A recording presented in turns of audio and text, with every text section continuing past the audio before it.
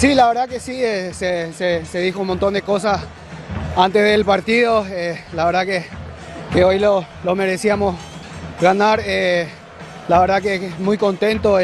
Por ahí la cancha no ayudaba tanto porque estaba tan seca, no corría la pelota rápido, así que nada, contento por el grupo, así que terminamos un semestre bastante bueno. Interpretamos cómo se deben jugar. Si nos llaman a jugar un partido friccionado y duro, vamos a jugar un partido friccionado y duro, y no le escapamos a eso.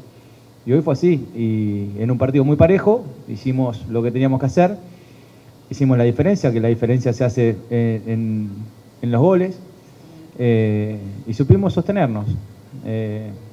Por eso remarco la gran calidad mental para sostenernos después de todo lo que pasó, de todo lo que se dijo, y jugar el partido que teníamos que jugar. Claramente estoy contento por el resultado. Estoy muy feliz por el resultado. Porque si nos quieren ver claudicar algunos, van a tener que hacer mucho más mérito. Hasta ahora la fortaleza que hemos mostrado ha sido para destacar. Y no era fácil. Así que estoy muy feliz. Por ahí lo siento por dentro, no lo manifiesto por fuera.